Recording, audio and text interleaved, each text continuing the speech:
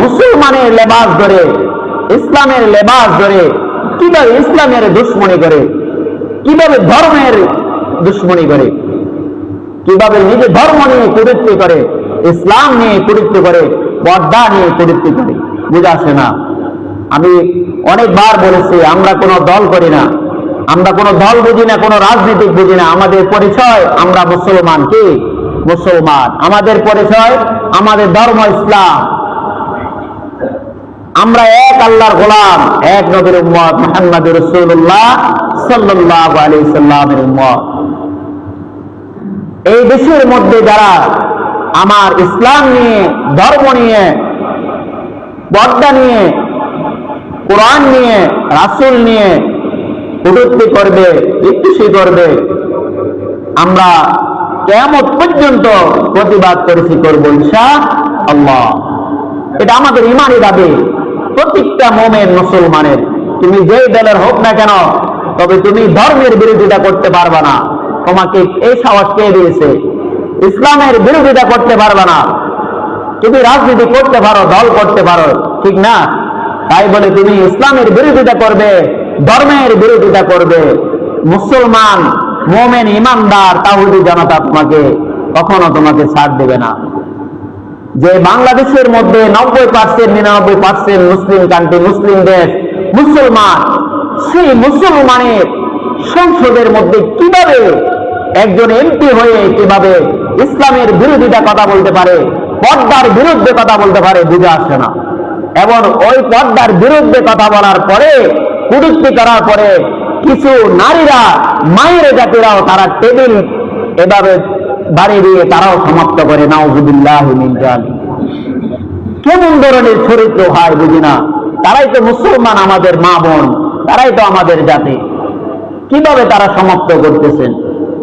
অথচ আল্লাহ পাক রব্বুল আলামিন নারীদের পর্দার বিধান করার আগে আল্লাহ তাআলা পুরুষদের পর্দার বিধানের আয়াত নাযিল করেছেন। সুবহানাল্লাহ।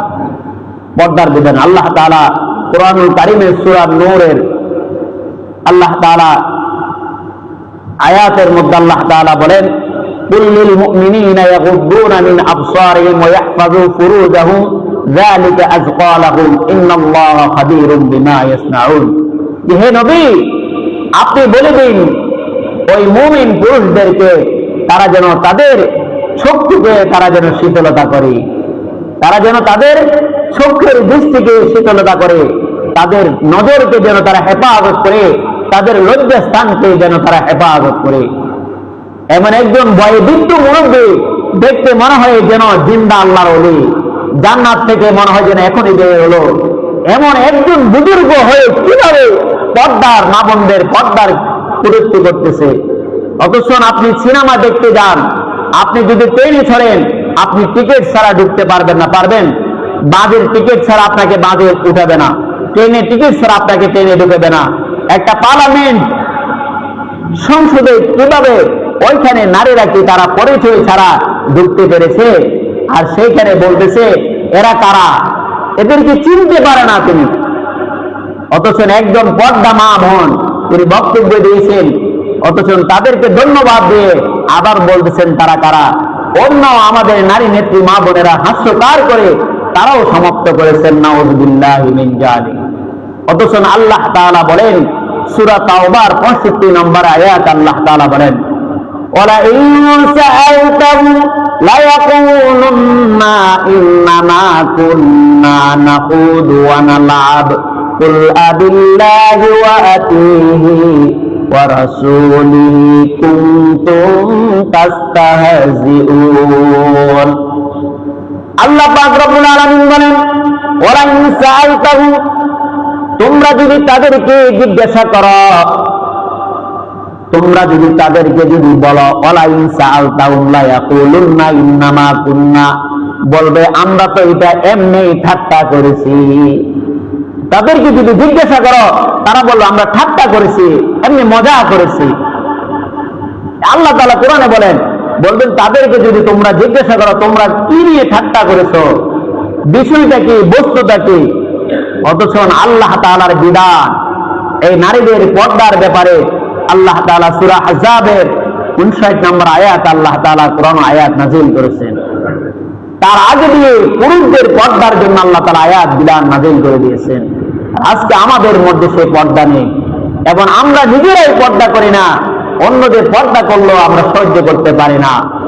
আজকে দেখবেন কিছু সাহাবাগী প্রতিটা নারীরা তারা বলবে পর্দার আয়াত কোথায় এসেছে, কিসের পর্দা, নাউযুবিল্লাহি মিন যালিক। অথচ আল্লাহ তাআলা নিজে কোরআনে পর্দার আয়াত নাযিল করে দিয়েছেন।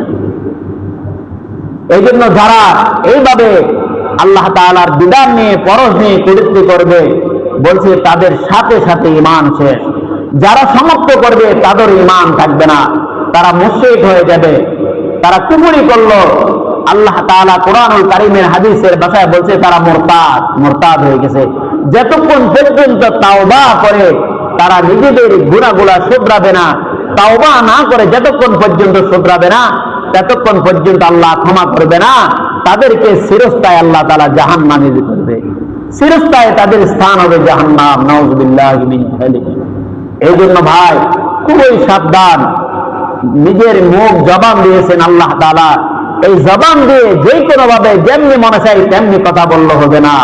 আপনি চিন্তা করতে হবে, আমি একজন মুসলিম, আমি একজন মুসলমান, আমি গণতন্ত্র দিয়ে আমি যে কোনো রাজনীতি যে কোনো দল করতে পারি, তাই বলি আমি আমার ইসলাম নিয়ে, আমি আল্লাহ তাআলার বিধান নিয়ে, আমার কোরআন নিয়ে, রাসূলের আদর্শ নিয়ে যে কোনো ভাবে আমি বিশৃঙ্খলা করতে পারি না, কুরুক্তি করতে পারি না। এটাই মনে থাকবে, যেখানে মুমিন মুসলমান ইমানদার থাকবে ওইখানে কোনো বেঈমানকে ঠাঁই দেবে না। এই জন্য আমরা আমাদের বাংলাদেশের প্রধানমন্ত্রীকে বলতে চাই, এই সমস্ত আউল বাউলদেরকে সংসদ থেকে তাদেরকে বহিষ্কার করে দেওয়া দরকার। কি বলেন, ঠিক কিনা? তাদেরকে তাদের পদ থেকে তাদেরকে বহিষ্কার করে দেওয়া দরকার। তাহলে এইভাবে আগামীতে কোন বেঈমান, কোন নাস্তিক, কোন মুরতাদ ইসলাম নিয়ে, পর্দা নিয়ে, আল্লাহ তাআলার বিধান নিয়ে কোনদিন তারা কুরুক্তি করার সাহস করবে না। এই দেশে ন্যায় বিচার না হওয়ার কারণে আজকে আমাদের এই পরিণতি। একবার এক এক রকমের ষড়যন্ত্র শুরু হয়। আল্লাহ তাআলা যেন আমাদেরকে এই সমস্ত ষড়যন্ত্রের কবল থেকে আল্লাহ পাক আমাদের সকলকে হেফাজত করুন, আল্লাহুম্মা আমিন। আল্লাহ তাআলা সমস্ত মুসলিম উম্মাহকে আল্লাহ তাআলা যেন ঐক্যবদ্ধ হয়ে আল্লাহ তাআলার বিধান, নবী মুহাম্মদ রাসূলুল্লাহ সাল্লাল্লাহু আলাইহি সাল্লামের আদর্শ মতে যেন নিজের জীবনকে বাস্তবায়ন করতে পারে, আল্লাহ পাক আমাদেরকে তৌফিক দান করুন, আল্লাহুম্মা আমিন। যেমন সব কথা বলবেন, আগে বললেন সময় বললেন।